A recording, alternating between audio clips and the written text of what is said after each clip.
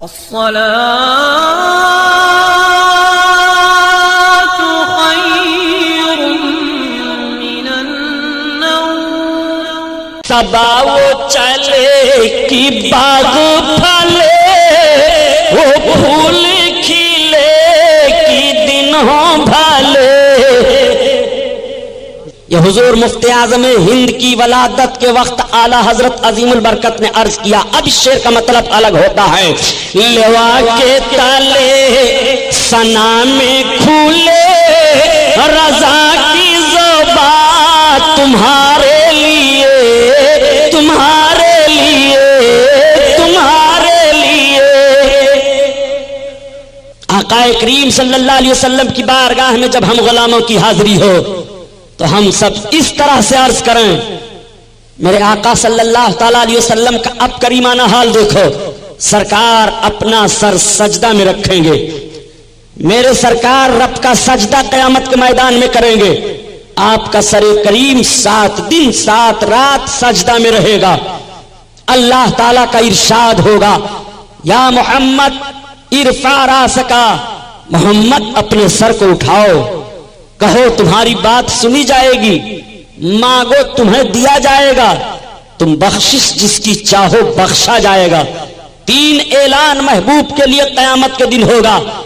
میرے سرکار کو رب تعالیٰ فرمائے گا اپنے سر کو اٹھاؤ، کہو تمہاری بات سنی جائے گی، مانگو تمہیں دیا جائے گا، تم بخشش چاہو بخشا جائے گا.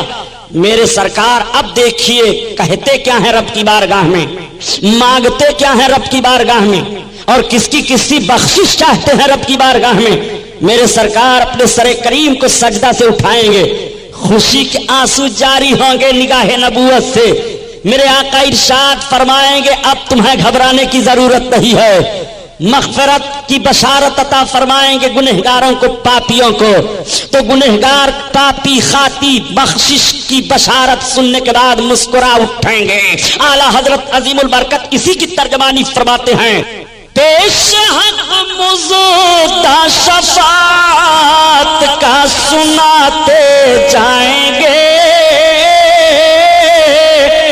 اور آپ روتے جائیں گے، سب کو ہنساتے جائیں گے. اللہ نعرہ رسالت مسلک اعلی حضرت آقا کریم صلی اللہ تعالی علیہ وسلم کا قریبانہ حال ذرا دیکھو. میرے سرکار کے مقدس آنکھوں میں خوشی کے آنسو جاری ہوں گے. آنکھوں میں آنسو 2 ہی وقت آتے ہیں، یا تو انتہائی خوشی حاصل ہو تب آنکھوں میں آنسو آ جاتے ہیں، یا تو انتہائی غم ہو تب آنکھوں میں آنسو آ جاتے ہیں. میرے سرکار کو انتہائی خوشی حاصل ہے. آقا کریم اتنے خوش ہیں کہ تشکر کے آنسو نگاہ پاک سے جاری ہو گئے اور سب کو بشارت دے رہے ہیں اب تمہیں گھبرانے کی ضرورت نہیں ہے. اعلیٰ حضرت عظیم البرکت فرماتے ہیں کہ اب آئی شفاعت کی ساعت آئی،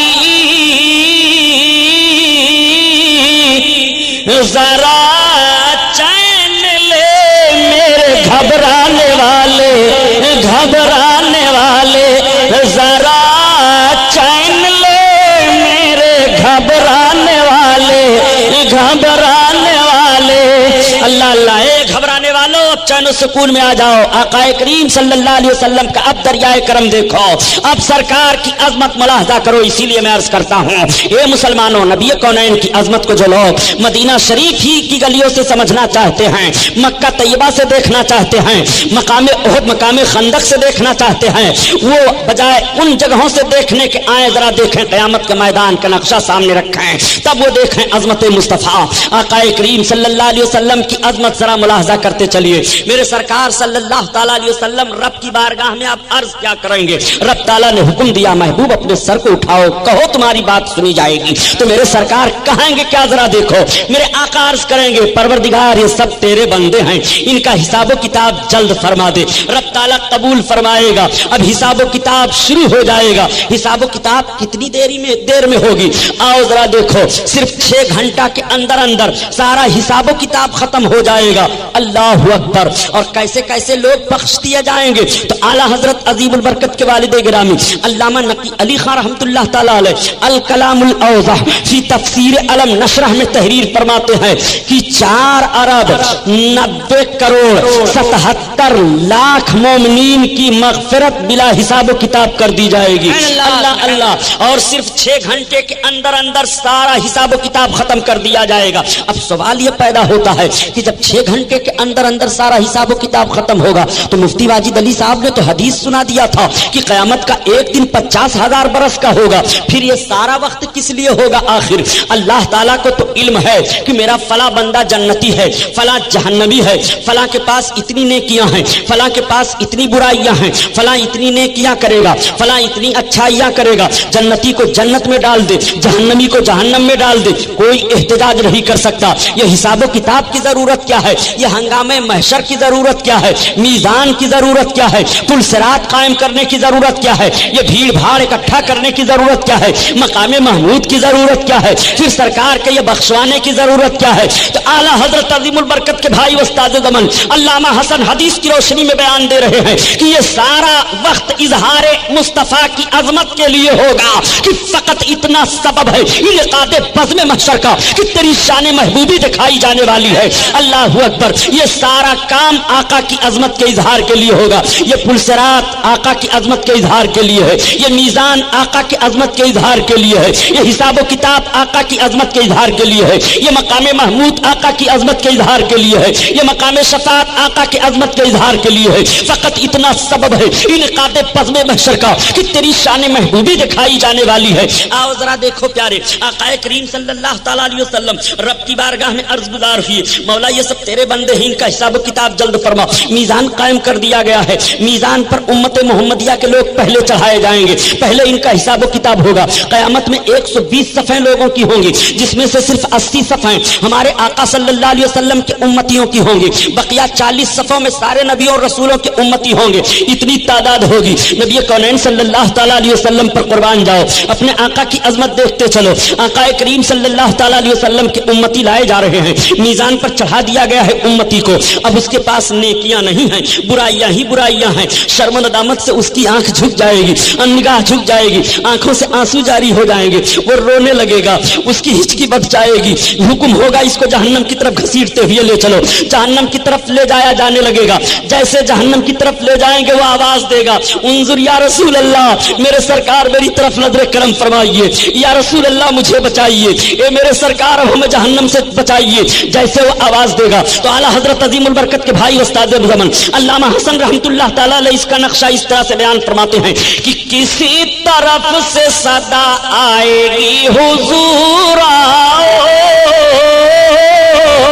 نہیں تو دم غریبوں کا فیصلہ ہوگا، نہیں تو دم غریبوں کا فیصلہ ہوگا. اللہ اللہ. اب میرے سرکار صلی اللہ علیہ وسلم تشریف فرما ہوں گے. فرشتوں کیا بات ہے یا رسول اللہ، یہ آپ کا امتی ہے، اس کے پاس کوئی عمل نہیں ہے. میزان پر بھی چڑھایا گیا، یا رسول اللہ اس کے پاس نیکیاں نہیں ہیں. آقا کریم صلی اللہ تعالیٰ علیہ وسلم فرمائیں گے واپس کرو. اب فرشتے دیکھ رہے ہیں، حکم رب کا ہوا ہے جہنم کی طرف لے جاؤ، محبوب کا حکم ہو رہا ہے واپس کرو. اب فرشتے دیکھ رہے ہیں، تب تک غیب سے ندا آئے گی، اے میرے فرشتے میرے محبوب کا کہا مانو، میرے محبوب کی اطاعت کرو. اللہ اللہ. اب میزان کی طرف پھر سے لے جایا جائے گا اور میزان پر جیسے چڑھایا جائے گا تو اب نیکیاں ہی نیکیاں ہیں، برائیاں ختم ہو گئی. فرشتے حیران ہو کر کے عرض کریں گے یا رسول اللہ، ابھی جب میزان پر چڑھایا گیا تو اس کے پاس نیکیاں نہیں تھی، یا رسول اللہ یہ نیکیاں ہی نیکیاں کیسے آ گئی؟ تب تک ندا آئے گی، اے میرے فرشتوں میری رحمت کو یہ گوارا نہیں ہے کہ میرا محبوب میزان کے قریب کھڑا ہو کر کے قیام فرما ہو اور اس کے امتی کے اعمال تولے جا رہے ہوں تو محبوب کے سامنے امتیوں کے برے اعمال دکھائے جائیں. میں نے اپنے محبوب کی عظمت کے اظہار کے لیے اس کے سارے بدعمالیوں کو نیکیوں میں بدل دیا. اللہ اکبر. اسی لیے کہا گیا ہے کہ کس لیے فکر کریں حشر کے دن کیا ہوگا، کیا ہوگا، سامنے ان کے جو کچھ ہوگا وہ اچھا ہوگا، اچھا ہوگا. اور جذبہ عشق بتا وقت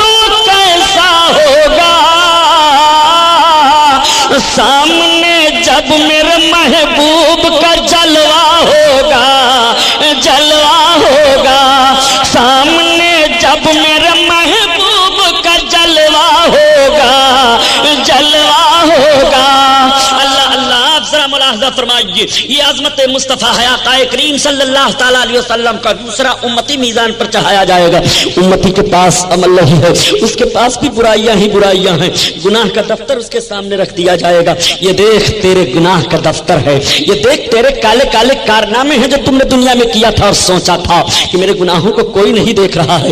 اے خدا کے بندو گناہوں کو چھوڑ دو. خدا کی قسم زمین کے جس حصہ پر تم پاپ کر رہے ہو کل قیامت کے دن زمین کا یہ حصہ گواہی دے گا تمہارے خلاف. اے میرے پروردگار تیرے بندے نے مجھ پر یہ جرم کیا ہے, میرے اوپر یہ خطا کی ہے. تمہارے جسم کے اعضاء بول پڑیں گے تمہارے خلاف. خطاؤں سے توبہ کر لو, اپنے گناہوں سے معافی مانگ لو رب کی بارگاہ میں. آؤ ذرا دیکھو نبی کونین صلی اللہ تعالیٰ علیہ وسلم کو پھر وہ پکارے گا, یا رسول اللہ ہمارے پاس نیکیاں نہیں ہے. اے میرے سرکار, اے میرے آقا اب ہمارے کام آؤ. میرے سرکار صلی اللہ تعالیٰ علیہ وسلم تشریف فرما ہوں گے, فرشتوں سے ارشاد فرمائیں گے کیا ہے. عرض کریں گے یا رسول اللہ یہ آپ کا امتی ہے, یہ آپ کے امتی کا عمل نامہ ہے, ملاحظہ فرمائیے. یہ اس کے کالے کالے کرتوت ہے ذرا دیکھیے, یہ اس کے اعمال ہے, ملاحظہ فرمائیے. میرے آقا صلی اللہ علیہ وسلم ارشاد فرمائیں گے اللہ کے فرشتوں اس کو بند کرو, اس کو وہ بند کر لیں گے. اعلیٰ حضرت عظیم البرکت اسی کی ترجمانی فرماتے ہیں کہ دی ہے خدا نے دامن محبوب کو اور جرم کھلتے جائیں گے آقا چھپاتے جائیں گے, جرم کھلتے جائیں گے آقا چھپاتے جائیں گے. اللہ اللہ اللہ اکبر, یا رسول اللہ زندہ باد زندہ باد. اب رنگایا ہے ان لوگوں کو. اپنے آقا کی عظمت کو سن لو. عظمت مصطفیٰ اگر آپ کے ذہن و فکر میں ہو تو دیوبندی وہابی سہابی لہابی کھہابی سب کچھ نہیں. یہ دنیا کی سب سے بڑی بدماش قوم ہے. اگر ان کی بدماشیوں کو دیکھنا ہو تو صرف ان کی ایک بات میں بتاؤں گا اخیر میں, آپ تعجب کرو گے یہ کتنی بڑی بدماش جماعت ہے. اور بھارت میں مسلمان خوش عقیدہ جماعت اہل سنت جماعت کے لیے یہ کس طرح سے منحوس ثابت ہوئے ہیں. میرے دوستو یہ عظمت مصطفیٰ اس لیے بیان کر رہا ہوں کہ ذرا دیکھو اور اعلیٰ حضرت کو سمجھو. سرکار کے عاشق ہیں, انہوں نے اپنے آقا کی عظمت کو سیرت کو کس طرح سے بیان کیا. میرے سرکار صلی اللہ علیہ وسلم کا امتی پھر میزان پر چڑھایا گیا. تولے جا رہے ہیں اعمال, نیکیاں نہیں ہیں. زنجیروں میں جکڑ دیا جائے گا, اسیر کر لیا جائے گا, بندی بنا لیا جائے گا. لے کر کے جیسے اس کو چلیں گے پکارے گا یا رسول اللہ انظر حالنا. میرے سرکار دیکھو ہمیں یا رسول اللہ. آپ ہی نے فرمایا تھا کہ شفاعتی لأہل الکبائر من امتی, میرے آقا میرے سرکار اب مجھے بچاؤ. میرے آقا صلی اللہ تعالیٰ علیہ وسلم تشریف فرما ہونے لگیں گے. گناہگار کہے گا فرشتوں سے ذرا ٹھہر جاؤ, رک جاؤ. فرشتے کہیں گے کیوں؟ وہ بول پڑے گا اعلیٰ حضرت کی زبان میں, دیکھو وہ مسکراتے ہم اسیروں کی طرح اور خرمن سیاں پر اب بجلی گراتے جائیں گے. اللہ کے فرشتے وہ دیکھو سید المرسلین آ رہے ہیں مسکراتے ہوئے, وہ بشیر و نذیر آ رہے ہیں, وہ میرے سرکار آ رہے ہیں. آقا کریم صلی اللہ علیہ وسلم تب تک تشریف فرما ہوں گے. اللہ کے فرشتوں کیا ہے یا رسول اللہ, یہ آپ کا گنہگار امتی ہے, اس کے پاس پاپ ہی پاپ ہیں, زنجیروں میں جکڑ کر کے اسے جہنم میں ڈالا جائے گا. ارشاد فرمائیں گے اللہ کے فرشتوں اس کے زنجیروں کو کھول دو, اس کی کڑیاں توڑ دو. اعلیٰ حضرت عظیم البرکات اسی کو بیان فرماتے ہیں کہ ٹوٹ جائیں گے گناہ گاروں کے فوراً قید و بند اور حشر کو کھل جائے گی طاقت رسول اللہ کی. حشر کو کھل جائے گی طاقت رسول اللہ کی. اللہ اللہ آقا کریم صلی اللہ علیہ وسلم کی طاقت ملاحظہ کرو, سرکار کی عظمت کو دیکھو. یہ قیامت کا میدان ہے. میرے آقا صلی اللہ تعالیٰ علیہ وسلم اس طرح سے بخشش فرمائیں گے. میرے سرکار شفاعت کا دروازہ کھول دیں گے. آقا کریم صلی اللہ تعالی علیہ وسلم رب کی بارگاہ میں عرض کریں گے مولا یہ گنہگار جماعت ہے بخشش فرما. محبوب قبول کر لیا. پروردگار اس جماعت کی بخشش فرما دے. محبوب قبول کر لیا. محبوب رب کی بارگاہ میں عرض کرتے جا رہے ہیں. رب کی طرف سے اجابت ملتی چلی جا رہی ہے. آقا کریم صلی اللہ تعالی علیہ وسلم کے گنہگار امتی بخشے جا رہے ہیں. میرے آقا صلی اللہ تعالی علیہ وسلم کا فرمان عالی شان ہوگا میری امت کے صدیقوں تم بھی شفاعت کرو. اب سرکار کی امت کے نیکوکار پرہیزگار شہداء صدیقین حجاج حفاظ علماء یہ سب سرکار کے اشارے پر حکم پر رب کی بارگاہ میں شفاعت کرنا شروع کریں گے. چنانچہ آقا کریم صلی اللہ تعالی علیہ وسلم ارشاد فرماتے ہیں میری امت کے صلحاء شفاعت فرمائیں گے. اگر اللہ تعالیٰ نے کسی کے حج کو قبول فرما لیا ہے تو حاجی اپنے گھر کے 400 افراد کو جہنم سے بچائے گا. حافظ قرآن ان 10 آدمیوں کو جہنم سے بچائے گا جن پر جہنم واجب ہو چکا ہو. علماء دین شفاعت کریں گے.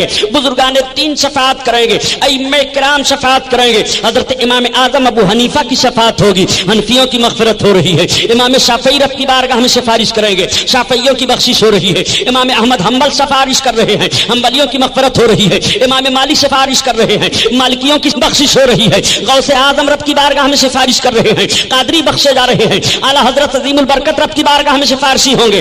رضوی بخشے جا رہے ہیں. برکت اللہ شاہ مارہوی سفارشی ہوں گے. برکاتی بخشے جا رہے ہیں. یہ بزرگان دین رب کی بارگاہ میں یہ نیکوکار رب کی بارگاہ میں سفارش کریں کہ گنہگاروں کی مغفرت ہو رہی ہے. اللہ اللہ آپ ذرا ملاحظہ فرمائیں. اب جنتی جنت میں جانے لگیں گے اور دوزخیوں کو دوزخ میں ڈالا جانے لگے گا. آقا کریم صلی اللہ تعالی علیہ وسلم کو اطلاع دی جائے گی یا رسول اللہ اب آپ کی امت پل صراط سے گزر رہی ہے. میرے سرکار پل صراط کے کنارے تشریف فرما ہوں گے اور رب کی بارگاہ میں عرض کریں گے رب سلم پروردگار سلامتی عطا فرما. مولا سلامتی عطا فرما. میری امت گزر رہی ہے. میری امت گزر رہی ہے. مسلمانوں ایسے رسول کا کلمہ پڑھ رہے ہو. میزان عمل پر تمہارے کام آ رہے ہیں. تپش محشر میں تمہارے کام آ رہے ہیں. حوض کوثر پر تمہارے کام آ رہے ہیں. پل صراط سے گزر رہے ہو تو تمہارے کام آ رہے ہیں. میرے آقا صلی اللہ تعالی علیہ وسلم رب کی بارگاہ میں سلامتی کی دعا مانگ رہے ہیں تو اعلی حضرت عظیم البرکت فرماتے ہیں کہ جب میرے آقا صلی اللہ تعالی علیہ وسلم رب کی بارگاہ میں سلامتی کی دعا مانگ رہے ہوں اور ہم سب لوگوں کو اس وقت پل صراط سے گزرنا ہو تو ہمیں اب گھبرانے کی ضرورت نہیں ہے. ہمیں پریشان ہونے کی ضرورت نہیں ہے. بلکہ اب ایسے ماحول میں جب ہم گزریں گے پل صراط سے تو ہمارے گزرنے کی کیفیت اس طرح سے ہوگی کہ رضا پل سے اب وجد کرتے گزریے. رضا پل سے اب وجد کرتے گزریے کہ ہے رب سلیم صدائے محمد صدائے محمد. اللہ اللہ آقا کریم صلی اللہ تعالی علیہ وسلم تشریف فرما ہوں گے. ایک بات اور عرض کرتا چلو پیارے میرے سرکار تو پل صراط کے کنارے قیام فرما ہوں گے. آقا کا حکم ہوگا جبریل امین کو بھی اطلاع دے دو. حضرت جبریل کو کیوں اطلاع دی جائے گی ذرا اس کو بھی دیکھو. میرے سرکار جب معراج شریف میں تشریف لے گئے تھے حضرت ام ہانی کے گھر سے چلنے لگے تھے تو شوخی کر دیا تھا براق سواری. آقا کریم صلی اللہ تعالی علیہ وسلم سوار ہونے لگے تو براق شوخی کرنے لگا مچلنے لگا. حضرت جبریل نے کہا براق ٹھہر تو نہیں سمجھتا ہے یہ امام الانبیاء ہیں. تب تک براق بول پڑتا ہے یہ سید الملائکہ جبریل امین میں جان رہا ہوں یہ سید المرسلین ہے میرے آقا ہیں. میں گستاخی کی بنیاد پر شوخی نہیں کر رہا ہوں بلکہ میرا مچلنا اس لیے ہے کہ جیسے آج میرے سرکار میرے اوپر سوار ہو کر کے خدا کے قرب میں چل رہے ہیں ایسے قیامت کے میدان میں میرے سرکار جب قیامت کے میدان سے تشریف لائیں جنت میں تو مجھی پر سوار ہو کر کے تشریف لائیں. آج میں سرکار کی بارگاہ میں یہ بھیک مانگ رہا ہوں. میری تمنا ہے آپ سرکار سے کہہ دیجئے. تب تک حضرت جبریل عرض کرتے ہیں یا رسول اللہ آپ سن رہے ہیں براق کیا کہہ رہا ہے. اب ذرا ملاحظہ فرما. براق خود بھی تو سرکار سے عرض کر سکتا تھا لیکن درمیان میں حضرت جبریل کا واسطہ بنا رہا ہے اور حضرت جبریل سے کہہ رہا ہے اے سید الملائکہ آپ کہہ دیجئے سرکار سے کہ کل قیامت کے میدان میں بھی میرے آقا مجھے کو سواری ہونے کا شرف بخش دے. تو اللہ کے رسول صلی اللہ علیہ وسلم سے حضرت جبریل عرض کرتے ہیں یا رسول اللہ سن رہے ہیں آپ براق کیا کہہ رہا ہے. آقا نے فرمایا ہاں جبریل میں نے سن لیا. جبریل اس سے کہہ دو کہ قیامت کے دن میں اسی پر سوار ہو کر کے جنت میں جاؤں گا. اس کی یہ بھی تمنا پوری کر دی جا رہی ہے. تو اعلیٰ حضرت عظیم البرکت फरमाते हैं अरे ये नबी का वो दरबार है कि नबी की बारगाह में फरियाद बुराक बन रहा है फरियादी, तो उसकी फरियाद सुनी जा रही है। चिड़िया फरियादी बन रही है तो उनकी फरियादें सुनी जा रही है। हिरन फरियादी बन रही है तो उसकी फरियाद सुनी जा रही है। ऊंट फरियादी बन रहा है तो उसकी फरियाद सुनी जा रही है। अरे तू तो उम्मत मोहम्मदिया है, तू सरकार की बारगाह में फरियादी बन करके अपने नबी को पुकारेगा तो तेरी फरियाद क्यों नहीं सुनी जाएगी? आकाए करीम सल्लल्लाहु अलैहि वसल्लम की बारगाह में आला हजरत अजीमुल बरकत इसी की तर्जमानी फरमाते हैं कि फरियाद उम्मती जो करे हालदार में मुमकिन नहीं कि खैर बशर को खबर न हो, मुमकिन नहीं कि खैर बशर को खबर न हो। अल्लाह अल्लाह आकाए करीम सल्लल्लाहु ताला अलैहि वसल्लम जब हजरत उम्म हानी के घर से और बुराक पर सवार होकर के हजरत जिब्रील अलैहिस्सलातु तस्लीम जहां ठहरते हैं सिदरा के मकाम पर पहुंचे, और जब सिदरा से आका तशरीफ ले जाने लगे तो हजरत जिब्रील से फरमाते हैं जिब्रील तुम्हारी भी कोई तमन्ना है? तो हजरत जिब्रील अर्ज करते हैं हाँ या रसूल अल्लाह मेरी भी एक तमन्ना है। मेरी तमन्ना तो यह है कि आप जब उम्म हानी के घर से चलने लगे थे तो बुराक ने यह तमन्ना की थी कि आप कयामत के मैदान में उसी को सवारी का शरफ बख्शें और जन्नत में तशरीफ ले चलाएं, मगर मेरी तमन्ना यह है कि कयामत के मैदान में पुलसिरात से जब आपकी उम्मत गुजरे तो मैं अपना पर फर्श बना दूं आपकी उम्मत के लिए। ये मेरी तमन्ना है। अल्लाह अल्लाह अब आज उम्मत मोहम्मदिया पुलसिरात से गुजर रही है तो आला हजरत अजीमुल बरकत फरमाते हैं अहले सिरात रूहे अमी को खबर करें और जाती है उम्मत नबवी फर्श पर करें। जिब्रील अमीन को इत्तला दी जाए। हजरत जिब्रील अमीन तशरीफ फरमा हो रहे हैं। मैं आपसे पूछना चाहता हूं कभी आपने गौर किया वो सईदुल मलाइका हजरत जिब्रील अमीन जो अपने पर को आपके लिए फर्श बना रहे हैं, उम्मत मोहम्मदिया के लोग पुलसिरात से इस शान से गुजर जाएं, ये किसके सदका में है? नबी कौनैन सल्लल्लाहु अलैहि वसल्लम के सदका में। ऐसे रसूल का कलमा पढ़ रहे हो प्यारे, कि ऐसे रसूल का कलमा पढ़ रहे हो कि जिसको कोई इख्तियार नहीं है, जो अपनी बेटी फातिमा को भी जन्नत नहीं दिला सकते हैं, जो मर करके मिट्टी में मिल गए हैं, ऐसे नबी का कलमा पढ़ रहे हो जो एक मामूली इंसान थे। ऐसे नबी का कलमा पढ़ रहे हो जिनकी ताजीम बड़े भाई किसी करनी चाहिए। ऐसे नबी का कलमा पढ़ रहे हो जिनको दीवार के पीछे का इल्म नहीं है। यही जुर्म है इमाम अहमद रजा खान का। ऐसे मुजरिमों को पकड़ करके कौम के सामने पेश किया था और बता दिया था ये रसूलुल्लाह सल्लल्लाहु अलैहि वसल्लम की शान में गुस्ताखी करने वाले हैं। ऐसे मुजरिमों के कराइन से तुम्हें दूर रहना है, ऐसे मुजरिमों के कुर्ब से तुम्हें भागना है। ए मुसलमानों, एहसान है हिंदुस्तान की सरजमीन पर इमाम अहमद रजा खान फाज़िल बरेलवी रज़ी अल्लाह ताला अन्हु मुजद्दिद आज़म का। इन्होंने बर्र सगीर के मुसलमानों के ईमान की हिफाजत की है और इन डकैतों के चेहरे से नकाब हटा करके इनके चेहरे को सामने कर दिया है। ये रसूलुल्लाह सल्लल्लाहु अलैहि वसल्लम की शान में गुस्ताखियां करने वाले हैं, ये नबी की अजमत को खिलवाड़ बनाने वाले लोग हैं, ये इस्लाम और ईमान से हाथ धो बैठे हैं। इनके पीछे नहीं चलना है, इनके आगे आगे तुम्हें भाग करके जाना है और अपने ईमान की हिफाजत करनी है। तुम्हें अपने बुजुर्गों की चौखटों से लिपटे रहना है ताकि तुम्हारे ईमान की हिफाजत होती रहे। आला हजरत पर इल्जाम लगाया जाता है कि इमाम अहमद रजा खान ने हिंदुस्तान की सरजमीन पर मुसलमानों को काफिर बना डाला है। नादान, काफिर बनाना तू समझता भी है किसी को कहते हैं? इमाम अहमद रजा खान ने तो इतनी एहतियात की है, इतनी एहतियात की है। अल्लाह अल्लाह, आला हजरत अजीमुल बरकत तो इतना एहतियात फरमा रहे हैं कि शफाअत की अहादीस बयान फरमाते हैं ऐसे ऐसे मुजरिमों के लिए। इतने बड़े बड़े पापी हैं, जब भी रसूलुल्लाह सल्लल्लाहु ताला अलैहि वसल्लम की शफाअत के मुस्तहिक हैं। हजरत इमाम अहमद रजा ने कलमा पढ़ने वाले को काफिर नहीं कहा है। फिर तुम कह दोगे कि तो इतनी नमाजें बड़े बड़े मौलवी लोग पढ़ते हैं, इतना कलमा बड़े बड़े मौलवी लोग पढ़ते हैं, इन सबको कैसे काफिर कह दिया गया? प्यारे एक बात और मैं बता दूं, पहले एक दौर ऐसा था कि जब मेरे सरकार ने ऐलान किया कलमा पढ़ो, जो लोग कलमा पढ़े ईमान ले आए, सहीहुल अकीदा मुसलमान हैं, सहाबी हैं, वो सबके सब बख्शे जाएंगे। जब नमाज फर्ज हो गई तो अब नमाज भी पढ़ें। अगर कोई कहे कि मैं सिर्फ कलमा पढ़ता हूं, नमाज पढ़ने की कोई जरूरत नहीं है, तो इस्लाम में नहीं रह जाएगा, काफिर करार दे दिया जाएगा। अगर कोई कहे कि मैं कलमा भी पढ़ता हूं, नमाज भी पढ़ता हूं, मगर मैं रोजा नहीं रखूंगा, तब भी वो काफिर हो जाएगा। अगर वो कहे मैं कलमा पढ़ता हूं, नमाज पढ़ता हूं, रोजा रखूंगा, मगर मैं ज़कात नहीं दूंगा, तब भी काफिर हो जाएगा। अगर वो कहे मैं ज़कात दूंगा, रोजा रखूंगा, नमाज पढ़ूंगा, कलमा पढ़ूंगा, लेकिन मैं कुरान नहीं मानता हूं, तो काफिर हो जाएगा। अगर वो कहे कि मैं ये सब करूंगा लेकिन मैं حج نہیں مانتا ہوں نہ کروں گا تو کافر ہو جائے گا۔ اب آپ سے میں پوچھنا چاہتا ہوں، مسلمان تو کلمہ ہی پڑھ کر کے ہوتا ہے، لیکن نماز کا اگر انکار کر دے، روزے کا اگر انکار کر دے، حج و زکات کا اگر انکار کر دے، ان فرائض کا انکار کر دے تو کافر ہو جائے گا۔ میں آپ سے پوچھنا چاہتا ہوں، نجد کی بدماش اولادوں، فرائض کا انکار کیا جائے تو کافر ہو جائے گا، اور اگر عظمت مصطفیٰ کا انکار کیا جائے تو کیا کافر نہیں ہوگا؟ کلمہ پڑھتے ہوئے، کلمہ پڑھتے ہوئے اگر عظمت مصطفیٰ کا انکاری ہے تو 1000 بار کلمہ پڑھتا رہے، اس کا کلمہ اس کے منہ پر مار دیا جائے گا،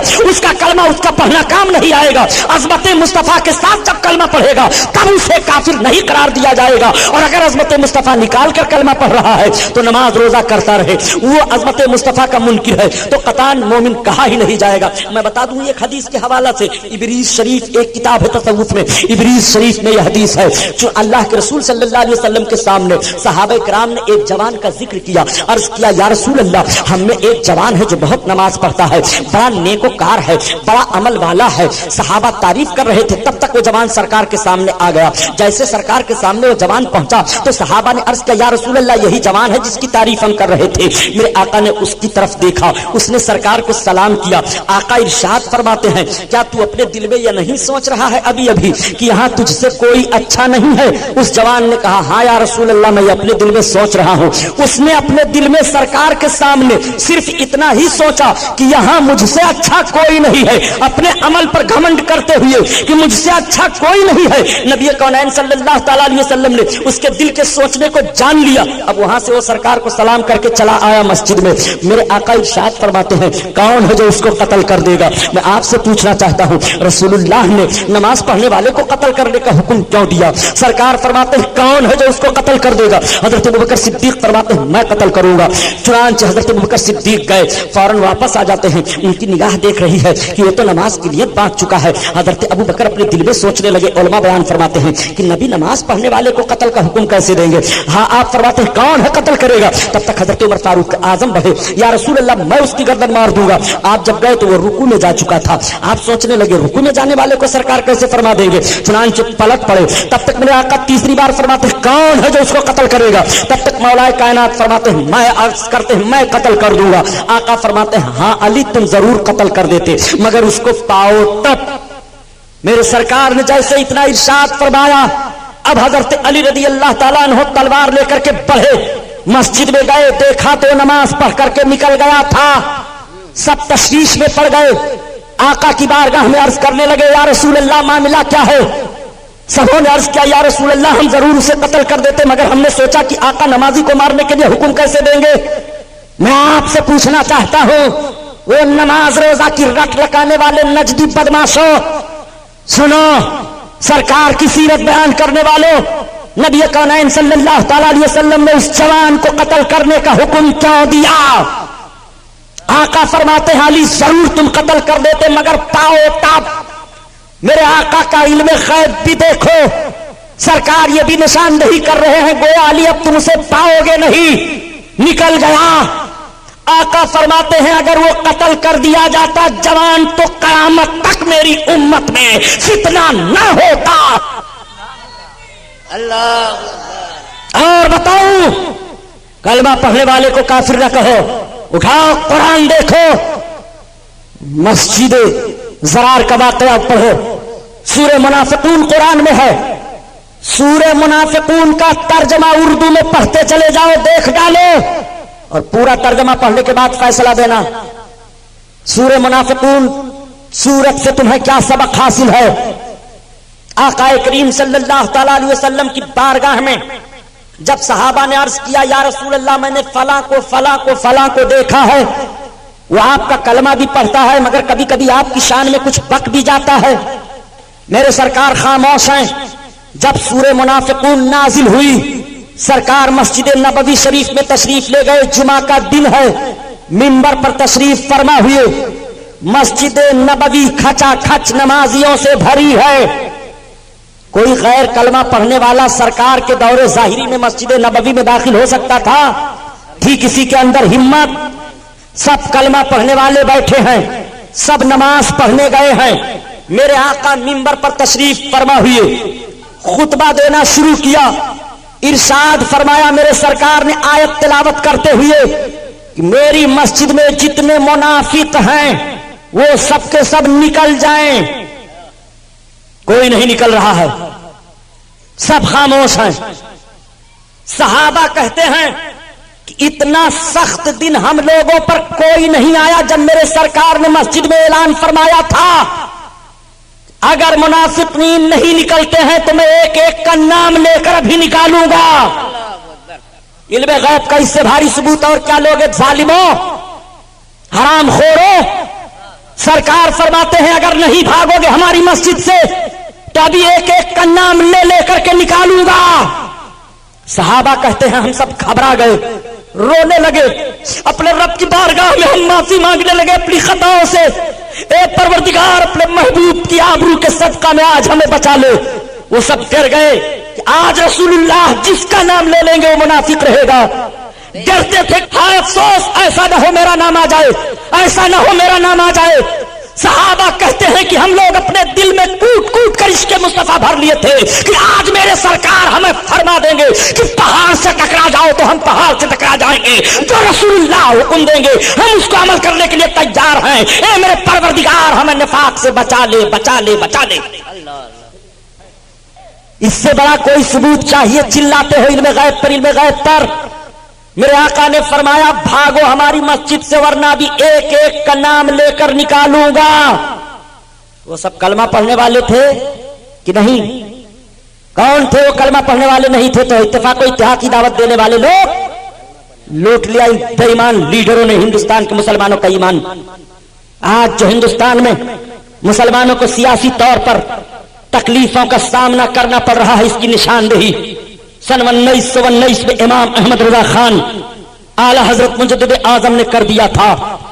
جب یہی قوم کے لیڈر یہ مسٹر ابوالکلام, یہ مسٹر جناح, یہ مسٹر گاندھی, مولانا محمد علی جوہر, مولانا شوکت علی, عبد الباری فرنگی محلی, عبد الماجد دریابادی, یہ سب کے سب لوگ جب سیاسی پلیٹ فارم پر ایک ہو کر کے اور یہ ذہن و فکر دے رہے تھے کہ ہندوستان سے انگریزوں کو بھگایا جائے تو اعلیٰ حضرت عظیم البرکت ذہن و فکر دے رہے تھے کہ مسلمانوں کو متحد ہو کر کے ہندوستان میں اسلامی دشمن جتنی طاقتیں ہیں سب کا مقابلہ کیا جائے ورنہ ایک طاقت کا مقابلہ کر کے بھگا دیا جائے گا. کل یہی دوسری طاقت ہمارے لیے سوانح روح بن جائے گی اور مسلمانوں کا قتل عام ہوگا بھارت کی سرزمین پر. وہی آج ہو رہا ہے جو امام احمد رضا خان نے سن 1919 میں کہہ دیا تھا.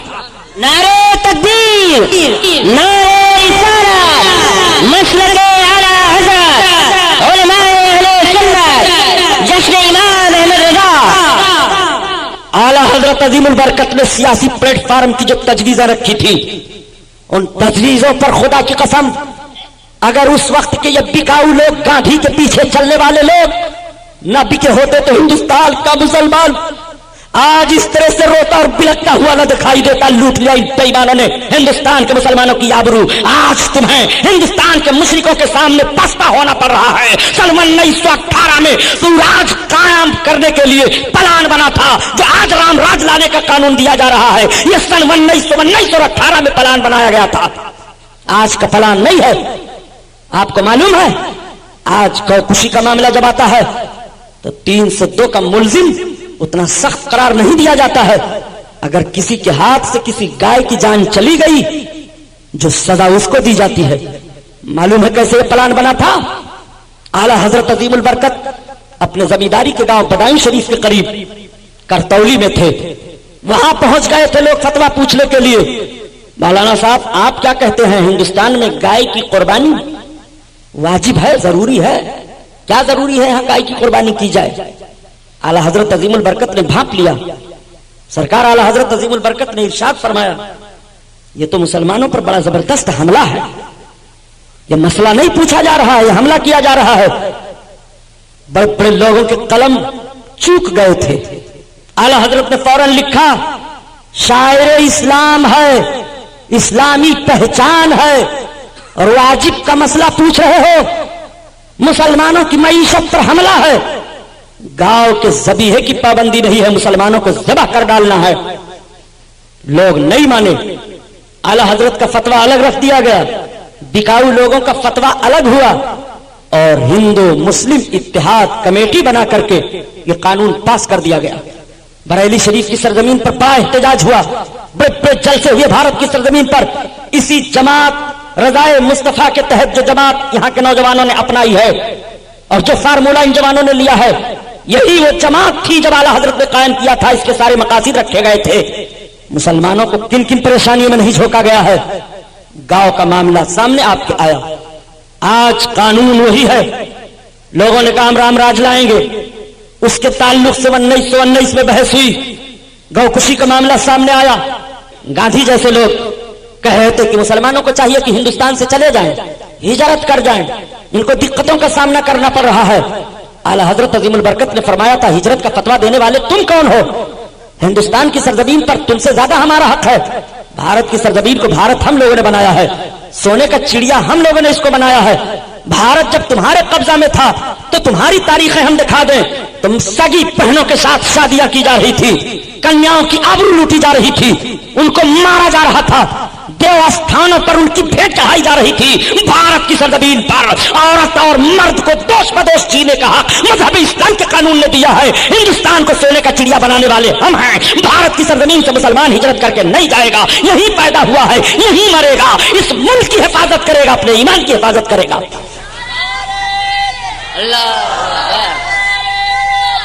या रसूल अल्लाह। ये आला हजरत अजीमुल बरकत रदी अल्लाह ताला अन्हु की बनाई हुई जमात रज़ाए मुस्तफा है। आला हजरत पर इल्जाम दिया जाता है कि आला हजरत ने सबको काफिर बना डाला है। आओ जरा देखो, इस्लाम और कुफ्र का मामला सामने रखो। मेरे आका सल्लल्लाहु ताला अलैहि वसल्लम मस्जिद नबवी में इरशाद फरमाते हैं, निकलो मुनाफिकीन, वरना एक एक का नाम लेकर मैं भगाऊंगा। सब चुप हैं। मेरे आका ने इरशाद फरमाया, अब नाम लेना शुरू किया। ए फला उठ, निकल, फखरुश पे इनका मुनाफिक, निकल तू मुनाफिक है। ए फला तू निकल, तू निकल, तू निकल। एक एक का नाम ले लेकर के सरकार निकालना शुरू करते हैं। मुफस्सरीन ने शुमार किया है 300 मर्द 175 औरतें मस्जिद नबवी से निकाली गई। 550 लोग निकाल दिए गए। 550 मस्जिद नबवी में गए थे। ये किस लिए गए थे? नमाज पढ़ने के लिए जाहिरी तौर पर ना, रोजा भी रखते थे जाहिरी तौर पर, कुरान की तिलावत भी करते थे, मुसलमानों के बगल में बैठते भी थे, मुसलमानों का नाम भी उनका था। और सरकार की मस्जिद में गए थे, सरकार के पीछे नमाज पढ़ने गए थे। 550 लोगों की जमात निकाली गई, सब भगा दिए गए ताकि कौम देख ले कि ऐसे लोग भी जमात में हुआ करेंगे। ये लोग मुनाफिक हैं, जबान से कुछ कहते हैं, दिल में कुछ रहते हैं। अगर ऐसी जमात मिले तो ये ईमान वाले नहीं रहेंगे, ये बेईमान रहेंगे। इनको कुरान ने अपनी जबान में मुनाफिक कहा है, ये मुनाफिकीन की जमात है। जब सरकार ने मुनाफिक फरमा दिया तो अब ईमानदार रह जाएंगे? बहुत बेहया कौम है ये, इतनी बड़ी बेहया है कि ये सब चले गए मस्जिद बनाने लगे बेहूदे। अब मस्जिद बनाकर तैयार कर दिया, गए फिर सरकार के पास, कहा अच्छा आपने अपनी मस्जिद में तो हमको नमाज नहीं पढ़ने दिया, हम लोगों ने मस्जिद बनाई है, चलिए आप भी उसमें पढ़ लीजिए। तो रब ताला ने हुक्म दिया, महबूब ये मस्जिद इबादत के लिए नहीं बनाए हैं, फितना के लिए बनाए हैं। मेरे सरकार ने एक सहाबी को बुलाया और कहा तुम एक और ले लो। 2 सहाबियों को हुक्म दिया, कहा जाओ फूको, जाओ जलाओ। जला दिया गया। उसका नाम मस्जिद ज़रार है, जिसका जिक्र कुरान में आया है। मस्जिद ज़रार को फुकवाया अल्लाह के रसूल ने मदीना तैयबा में, जिस जगह पर इन मुनाफिकों ने मस्जिद बनाई थी सरकार के खिलाफ और सरकार ने फुकवा दिया था, ठीक उसी जगह पर सऊदी अरबिया ने मस्जिद बनाई है और बनाने के बाद उसका नाम मस्जिद नूर रखा है। यहीं से इसके बेईमान और ईमानदार होने की अलामत जाहिर हो जाती है कि अगर ये बेईमान हुकूमत ना होती तो नबी ने जिस जगह पर जलवा दी मस्जिद बनाने से, वो जगह छोड़ दी जाती कि जब मेरे आका ने इस जगह पर जलवा दिया मस्जिद बनाने से तो इस जगह पर हम मस्जिद नहीं बनाएंगे, नहीं बनाएंगे। ये जगह रसूलुल्लाह को पसंद नहीं है और जब रसूल को पसंद नहीं है तो अल्लाह को पसंद नहीं है। मगर इस जालिम हुकूमत ने मस्जिद बना करके उसका नाम मस्जिद नूर रखा। कितनी तारीखें आपके सामने रखी जाएं, ना कहिए। आप लोग काफिर कह डालते हैं कलमा पढ़ने वालों को। ऐसे बगैर इश्क़ मुस्तफा के कलमा पढ़ने वालों को कुरान ने काफिर कहा है, हम नहीं कह रहे हैं, आला हजरत नहीं कह रहे हैं, अल्लाह के रसूल ने काफिर कहा है, हम वही दोहरा रहे हैं। قرآن نے کافر کہا ہے، ہم وہی دوہرا رہے ہیں۔ کلمہ پڑھنے والوں کو اور کس نے قتل کیا؟ کلمہ پڑھنے والے کو قتل کرنا جائز ہے؟ تو مفتی صاحب سے فتویٰ آپ لیجئے کہ کلمہ پڑھنے والے کو قتل کرنا جائز ہے، تو مفتی صاحب فوراً فتوے کا رخ بدل دیں گے۔ کیسا کلمہ پڑھنے والا؟ اگر آپ اس طرح سے مسئلہ پوچھیں گے صحیح العقیدہ مسلمان کلمہ پڑھنے والے کا قتل کرنا جائز ہے، تو قلم چل جائے گا نہیں۔ اور آپ یوں ہی پوچھ لیں گے کلمہ پڑھنے والے کا قتل جائز ہے بلا وجہ یا وجہان، تو مفتی صاحب کا قلم دوسری طرح چلے گا۔ یہ پھر پوچھنا شروع کر دیں گے آپ سے کیسا کلمہ پڑھنے والا ہے، کس صورت سے قتل کے لیے پوچھ رہے ہو، قصاص کا معاملہ ہے کہ ظلم کا معاملہ ہے کہ کیسا معاملہ ہے؟ لیکن میں آپ سے مطلق سوال کر رہا ہوں ان کی زبان میں، کلمہ پڑھنے والے کا قتل جائز ہے؟ آپ کہو گے نہیں، پھر کربلا کے میدان میں معاملہ کیوں ہوا بھائی؟ حضرت امام حسین نے کیوں کلمہ پڑھنے والوں کو مارا؟ حضرت امام حسین نے کیوں کلمہ پڑھنے والوں کے خلاف تلوار اٹھائی؟ سنو، وہ کلمہ پڑھنے والے تھے، بد عمل تھے، بد عملی کی بنیاد پر ایک ناجائز قانون کو تقویت دے رہے تھے۔ امام حسین رضی اللہ تعالیٰ عنہ کی تلوار اٹھی کہ اب چاہے سر رہے نہ رہے، بد عمل لوگ بد عملی کی بنیاد پر کسی بد عمل کو تقویت دے مسلمانوں کا کہ وہ امیر ہو جائے، میں اس کو منظور نہیں کرتا ہوں۔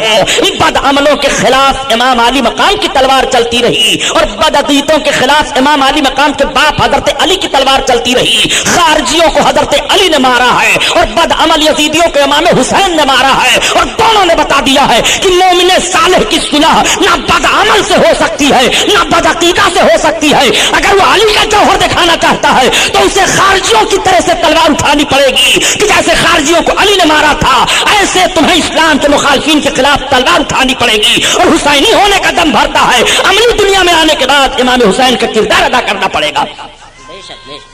اعلی حضرت نے کتنا اہم کام انجام دیا ہے۔ جماعت رضائے مصطفیٰ کیوں تشکیل دی گئی تھی؟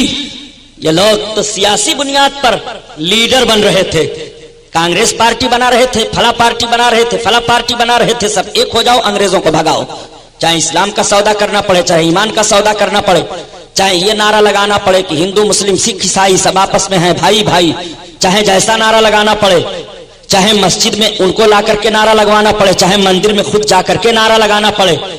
یہ وطن کی حفاظت کر رہے تھے، امام احمد رضا قوم کی حفاظت کر رہے تھے، امام احمد رضا مذہب اسلام پر عمل کرنے والے مومنین کی حفاظت کر رہے تھے۔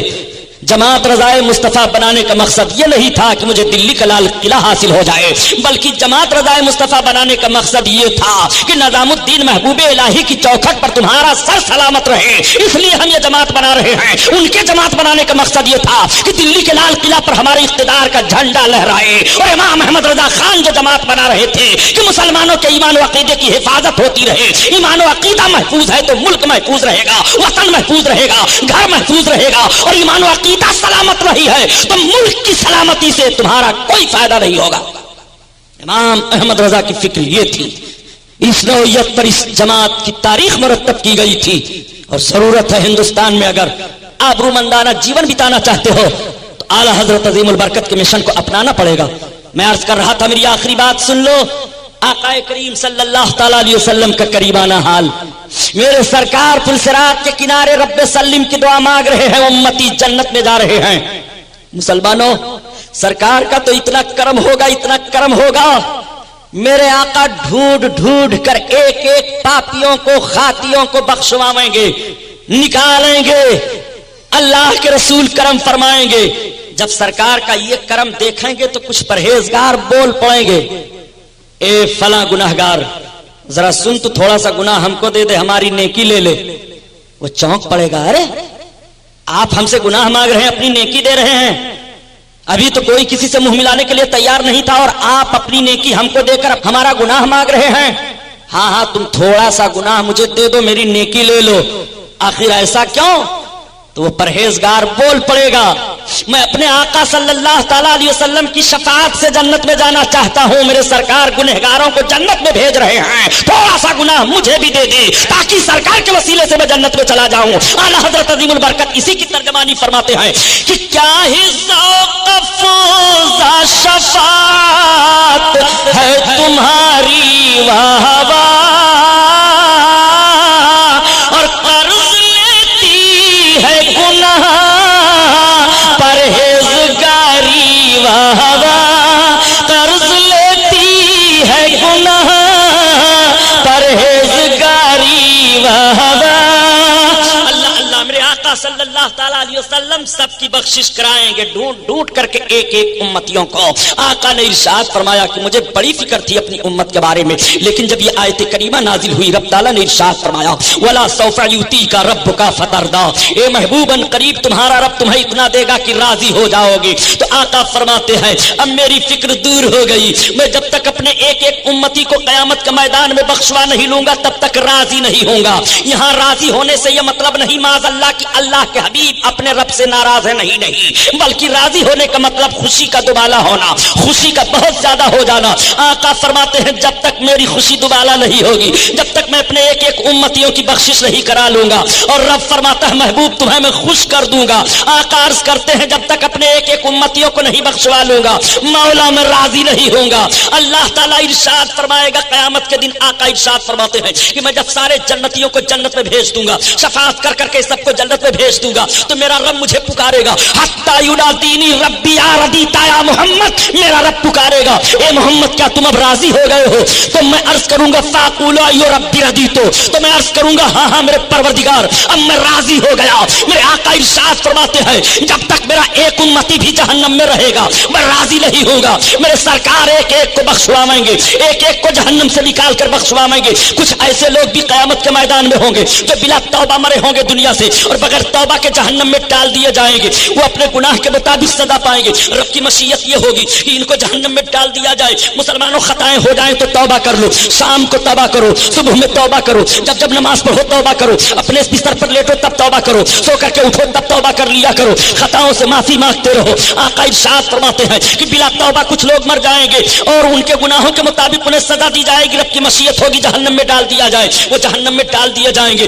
1000 बरस तक या अल्लाह कहते रहेंगे, दूसरा 1000 बरस लगेगा या रहमान कहेंगे, तीसरा 1000 बरस लगेगा या रहीम कहेंगे, चौथा 1000 बरस लगेगा या हन्नान कहेंगे, पांचवा 1000 बरस लगेगा या मन्नान कहेंगे, छठा 1000 बरस लगेगा या कय्यूम कहेंगे, सातवां 1000 बरस लगेगा कि ऑटोमेटिक पुकार उठेंगे वाह मोहम्मदा या रसूल अल्लाह अब हमें जहन्नम से निकालो, या हबीब अल्लाह अब हमें जहन्नम से निकालो, ए मेरे सरकार अब हमें जहन्नम से निकालो। जब नबी का नाम जहन्नम में लेना शुरू कर देंगे तो अल्लाह की रहमत मचल जाएगी। रब ताला हजरत जिब्रील से फरमाएगा जिब्रील जाओ देखो जहन्नम का मुआयना करो, उम्मत मोहम्मदिया के वो अफराद जो अपने गुनाहों की बुनियाद पर जहन्नम में डाल दिए गए उनका हाल क्या है? तो हजरत जिब्रील अलैहिस्सलाम अर्ज करेंगे परवरदिगार तू अपने बंदों का हाल ज्यादा जानने वाला है। रब फरमाएगा जिब्रील जाओ तो देखो। अब हजरत जिब्रील अलैहिस्सलाम तो तस्लीम आएंगे और जहन्नम के दरवाजा पर पहुंचेंगे। जहन्नम के दरवाजा पर मालिक फरिश्ता की ड्यूटी है, मालिक देखेंगे कि जिब्रील अमीन आ रहे हैं, मालिक इस्तकबाल करेंगे, जिब्रील अमीन को सलाम करेंगे,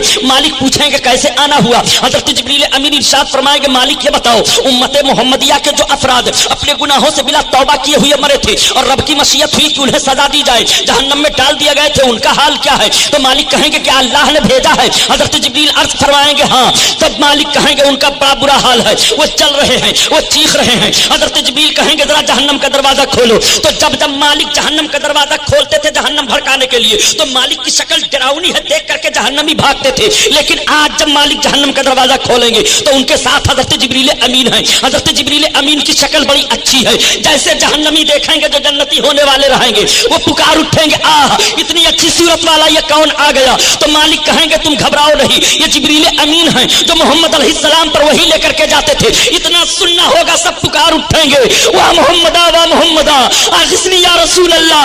ए हजरत जिब्रील हमारे आका से हमारा सलाम कह दो, हमारे सरकार से कह दो हमें भूल गए, हमारे सरकार से कह दो अब हमें نکال لے جہنم سے، یا رسول اللہ دہائی ہے دہائی، سب سرکار کو پکارنے لگیں گے. حضرت جبریل امین علیہ السلام واپس آئیں گے رب کی بارگاہ میں. رب تعالیٰ ارشاد فرمائے گا جبریل امت محمدیہ کا حال کیا ہے؟ عرض کریں گے پروردگار تو اپنے بندوں کا حال زیادہ جاننے والا ہے.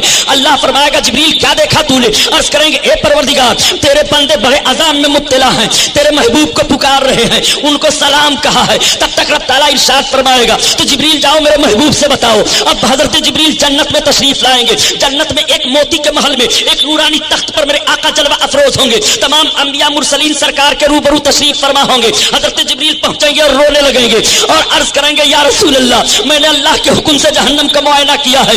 آپ کی امت جو اپنے گناہوں کے سبب بلا توبہ مری تھی اور جہنم میں ڈال دی گئی ہے وہ آپ کو پکار رہے ہیں. اتنا سننا ہوگا. میرے سرکار فرمائیں گے لبیک یا امتی لبیک، اے میری امت میں حاضر ہوں حاضر ہوں. اس کے بعد میرے سرکار اپنا سر سجدہ میں رکھ دیں گے اور رونے لگیں گے.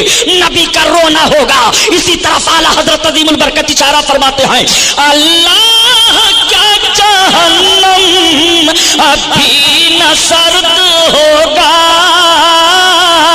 رو رو کے مصطفیٰ نے دریا بہا دیے ہیں، دریا بہا دیے ہیں. نعرہ تکبیر، نعرہ رسالت، علماء اہل سنت، مسلک اعلیٰ حضرت. رو رو کے مصطفیٰ نے دریا بہا دیے ہیں، دریا بہا دیے ہیں.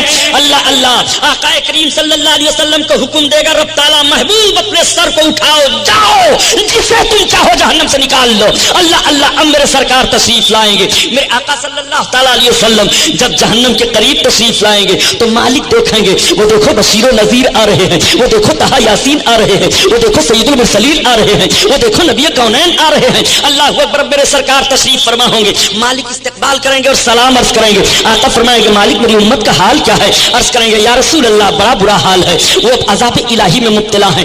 آقا ارشاد فرمائیں گے مالک جہنم کا دروازہ کھولو. عرض کریں گے یا رسول اللہ رب کا حکم ہے. آقا فرمائیں گے ہاں. جیسے مالک جہنم کا دروازہ کھولیں گے اور سب کی نظر سرکار پر پڑے گی تو اعلیٰ حضرت کی زبان میں سنو گرچہ ہے بے حد قصور تم ہو عفو غفور اور بخش دو جرم و خطا تم پہ کرو درود، بخش دو جرم و خطا تم پہ کرو درود. اللہ اللہ میرے آقا صلی اللہ علیہ وسلم جس کے دل میں رائی کے ذرہ برابر بھی ایمان ہوگا نکال لیں گے جہنم سے اور میرے سرکار لائیں گے. نہر حیات میں غسل دیا جائے گا، سب کے جسم چمکنے لگیں گے مگر پھر بھی ان کی پیشانی پر لکھا رہے گا ہم قوم جہنمی تھے.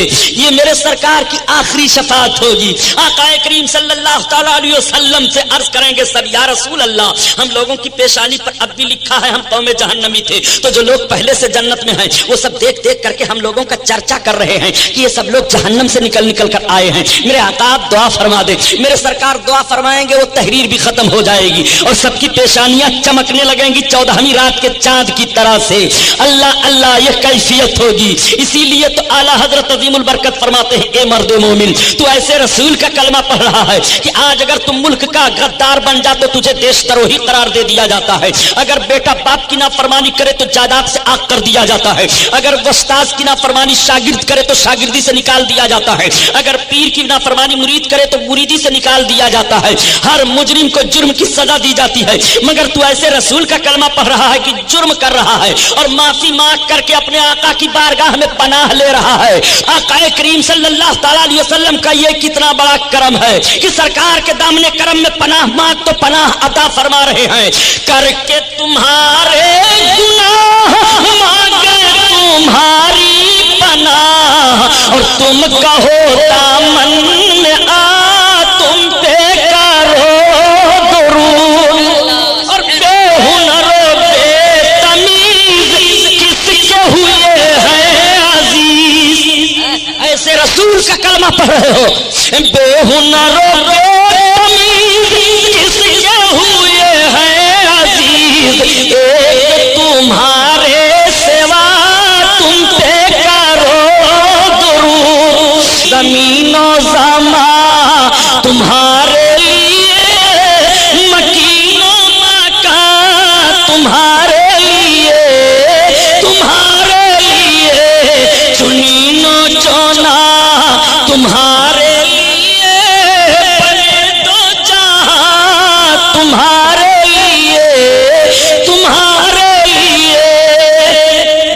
کائنات رضائے مصطفیٰ زندہ باد، جشن امام احمد رضا پائندہ باد، وما علینا الا البلاغ۔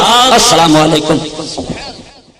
مکہ معظمہ کے شیخ العلماء محافظ کتب حرم علامہ سید شاہ اسماعیل خلیل رحمت اللہ تعالی علیہ اعلی حضرت کے بارے میں فرماتے ہیں، لو قیل فی حقہ انہ مجدد ھذا القرن لکان حقا و صدقا، یعنی اگر ان کے حق میں کہا جائے کہ وہ اس صدی کے مجدد ہیں تو بے شک حق وہ صحیح ہے۔ مدینہ منورہ کے شیخ العلماء حضرت علامہ موسیٰ علی شامی ازہری احمدی درویری مدنی اعلی حضرت کے بارے میں فرماتے ہیں کہ وہ اماموں کا امام اور مجدد ہے اس امت کے امور دینیہ کا، جو قلوب کی تائید اور یقین کے نور سے آراستہ ہے۔ شیخ احمد رضا خان اللہ تعالی آپ کو دنیا و آخرت میں قبول و رضوان عطا فرمائے۔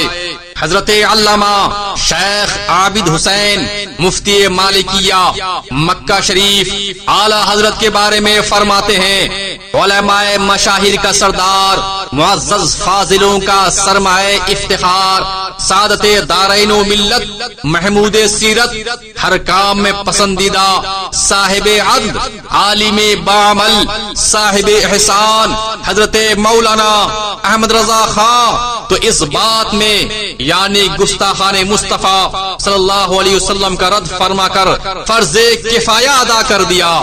شیخ سعید بن سید محمد الغزی شیخ الدلائل مدینہ شریف فرماتے ہیں، جب شک و شبہ کی اندھیری رات چھا جاتی ہے تو وہ اپنے علم کے آسمان سے 14ویں کا چاند چمکاتا ہے۔ اس طرح نسلاً بعد نسل علماء کاملین و ناقدین کے ہاتھوں شریعت مطہرہ تغیر و تبدل سے محفوظ رہی، اور ان جلیل القدر علماء میں سے زیادہ سمجھ اور عظیم علم رکھنے والے حضرت مولانا احمد رضا خان ہیں۔ حضرت علامہ شیخ سید محمد علوی مالکی قاضی القضات مکہ شریف اعلی حضرت کے بارے میں فرماتے ہیں، ان کی محبت سنیت کی نشانی اور ان سے دشمنی گمراہی کی علامت ہے۔ مکہ شریف کے زبردست عالم دین حضرت مولانا شیخ عبد الرحمن مکی رحمت اللہ تعالی علیہ فرماتے ہیں کہ مکہ شریف کے علماء جب امام احمد رضا فاضل بریلوی سے ملتے تو ان کا ہاتھ چومتے اور اتنے ادب سے پیش آتے کہ میں نے کسی ہندوستانی عالم کی اتنی عزت و تعظیم ہوتی کبھی نہیں دیکھی۔ دنیا کے مختلف علاقوں سے ہر سال ہزاروں قافلے مکہ شریف میں اترتے ہیں، جن میں ایک سے ایک عالم فاضل اور صاحب کمال ہوتے ہیں، لیکن جو پذیرائی اور تعظیم و احترام آپ کا کیا جاتا ہے وہ کسی دوسرے کو نصیب نہیں۔ مدینہ شریف کے عظیم المرتبت عالم دین حضرت علامہ مولانا شیخ ضیاء الدین قادری قدسہ سرہ فرماتے ہیں، اعلی حضرت عظیم البرکت امام اہل سنت مجدد دین و ملت وحید عصر فرید دہر امام حمام علامہ شاہ عبد المصطفیٰ محمد احمد رضا خان قادری برکاتی بریلوی قدسہ سرہ اس صدی کے مجدد برحق حقیقی معنوں میں اسلام کے ستون اور سنت کے محافظ تھے۔ سیدنا اعلی حضرت عظیم البرکت رضی اللہ تعالی عنہ اپنے اوصاف دینی، خدمات علمی اور عظیم الشان تجدیدی کارناموں کے سبب اپنے عصر کے منفرد بطل جلیل تھے۔